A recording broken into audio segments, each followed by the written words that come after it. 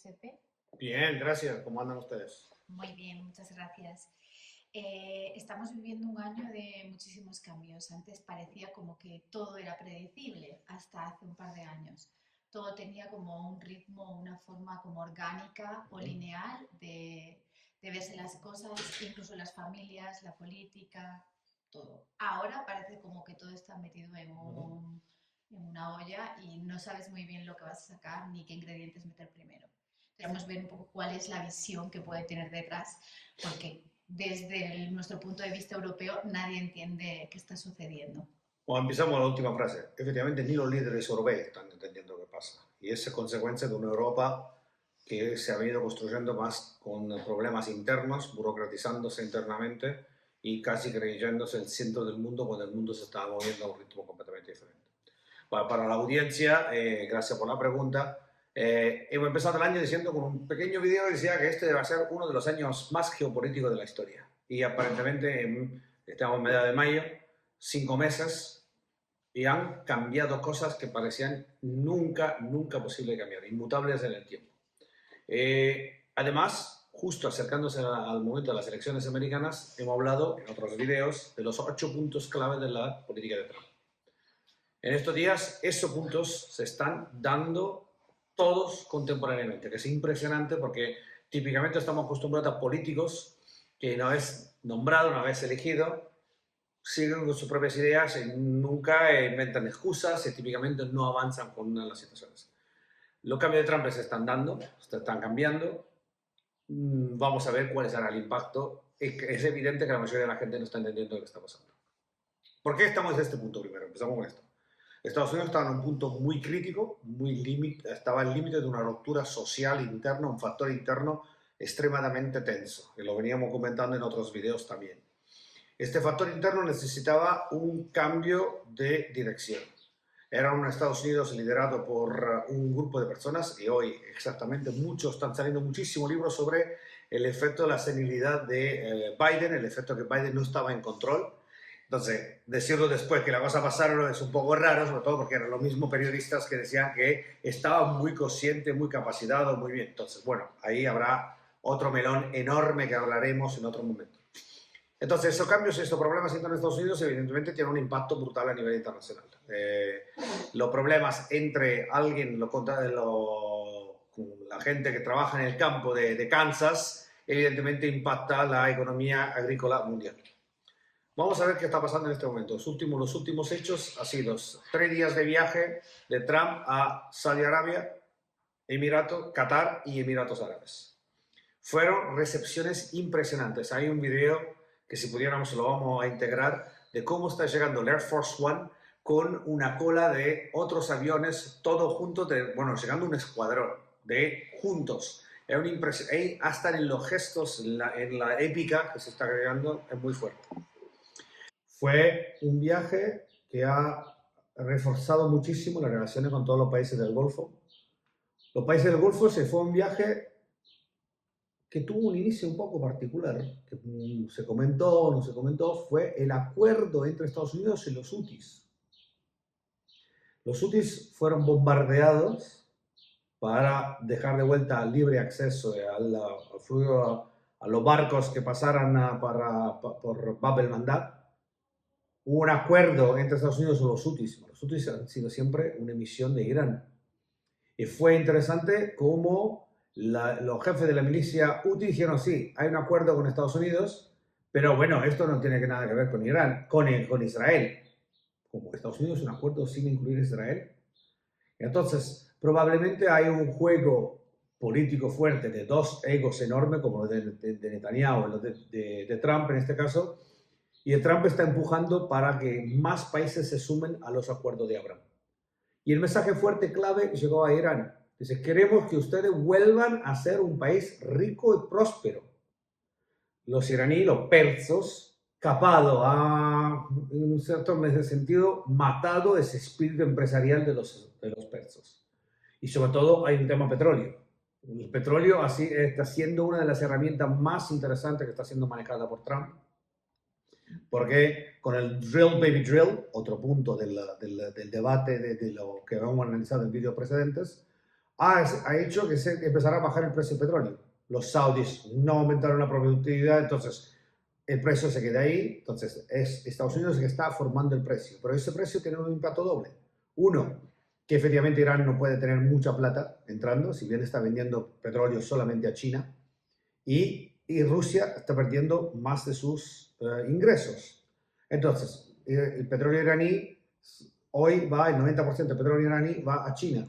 Déjanos ver un poco tu visión. Es decir, cuando empezamos el mandato de Trump, se veían unas alianzas claras, se podían vislumbrar que era como Putin y Trump.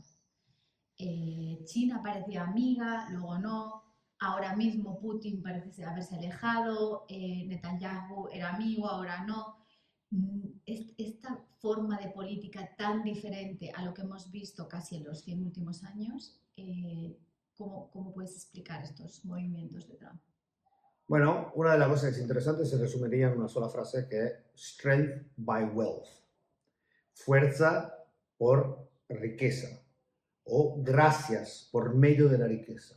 Hoy una de las cosas que es evidente en el sistema global, que Estados Unidos no puede mantener un régimen de guerras generalizada porque primero el ejército estaba demasiado estirado y no podía estar eventualmente interviniendo en múltiples sectores a nivel mundial.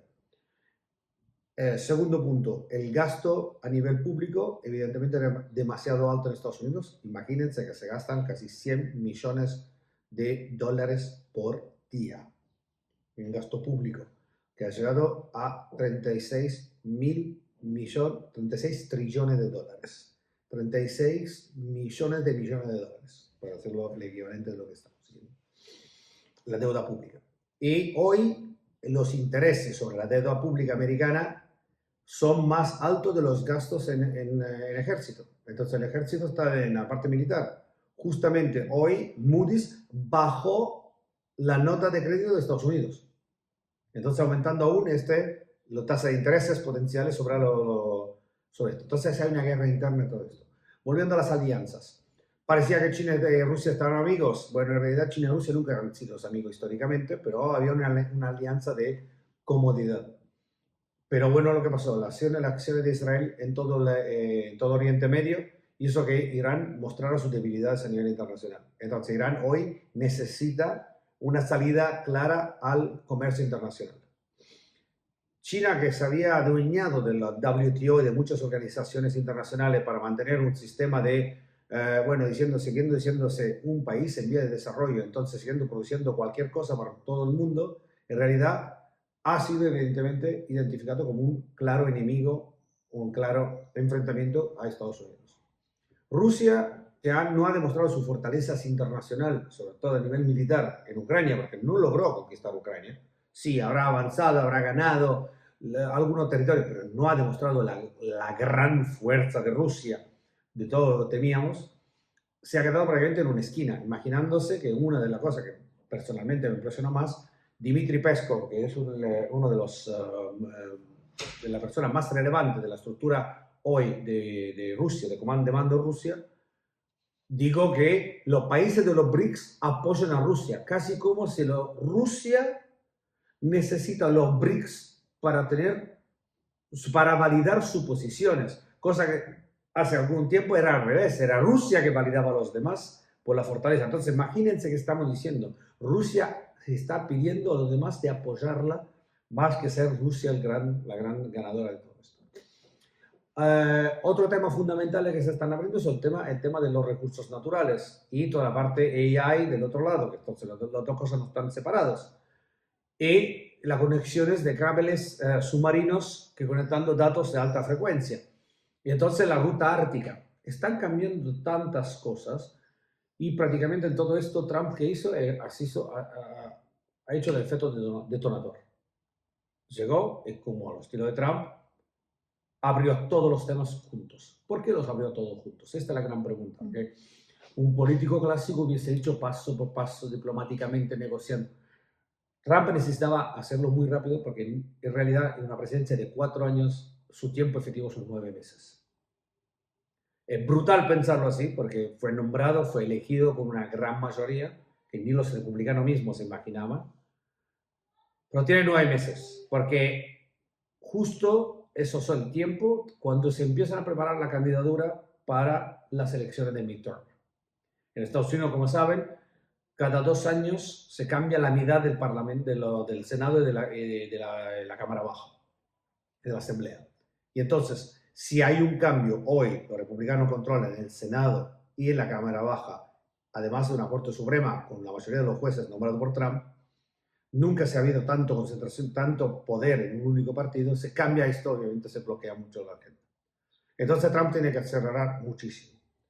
Tiene que acelerar tanto que hasta se están viendo el problema interno con el Partido Republicano mismo, porque hay muchos de los republicanos que estaban cómodos con la gestión del poder negociado con los demócratas. Y entonces, estos cambios eran necesarios absolutamente para cambiar el posicionamiento de Estados Unidos. Y entonces el viaje del Golfo. ¿Perdón? Exactamente. Los países del Golfo y el Golfo es una de las zonas, los países árabes son una de las zonas que puede crecer más a nivel mundial. Si alguien no está pensando en hacer inversiones, tiene que analizar esos países. ¿Por qué? Primero, porque si hay un acuerdo con Abraham, van a tener acceso a toda la tecnología israelí que hoy ha permitido a Israel de empezar a cultivar y a hacer productivo el desierto. Gestión del agua. Va a ser un aumento de la riqueza promedio de la gente. Entonces hay mucho espacio y mucho crecimiento posible. Para que esto se dé, los países del Golfo tienen que no tener una amenaza fuerte que es la de Irán, porque si no todo el mundo estará concentrado sobre esto. Entonces hay que desatar esa amenaza de Irán. Desatando la amenaza de Irán se vacía también la necesidad de Israel de ser tan combativo. Y entonces un Israel tan combativo, que es la imagen de Netanyahu hoy, necesitará un liderazgo diferente. Y entonces eso puede generar en todo el Golfo una situación completamente de riqueza y de desarrollo fundamental. Además, hoy los países principales del Golfo, Arabia Saudí, Qatar y los Emiratos Árabes, ya tienen muchísima liquidez, muchísima plata generada por el petróleo, pero ese petróleo todos saben que en los próximos 50 años no será más la única commodity energético. Entonces habrá que desarrollar algo más. Y ahí viene la demanda de Trump de invertir en Estados Unidos y hacer posible que Estados Unidos sea el país más atractivo, más sexy, como dice Trump, para invertir. Y ahí viene este intercambio. Nosotros invertimos en Estados Unidos, ustedes vienen, países del Golfo, a invertir en Estados Unidos, nosotros los apoyamos con nuestra soft power a cambiar los equilibrios locales para que ustedes puedan crecer, siguiendo generando más plata aún. Entonces este círculo virtuoso crea más riqueza para todos. Además, hay que contar con esto, que hay un papa americano, que cambió enormemente la muerte de Bergoglio, llevó a la Iglesia Católica a un nuevo conclave. Un nuevo conclave que vino con muchísimos problemas, que el reinado de Bergoglio fue bastante contradictivo y bastante preocupante por varios puntos, sobre todo por los católicos tradicionalistas, pero ¿quién hubiese imaginado un papa americano? Por la primera vez, los dos centros de soft power globales están bajo la misma bandera.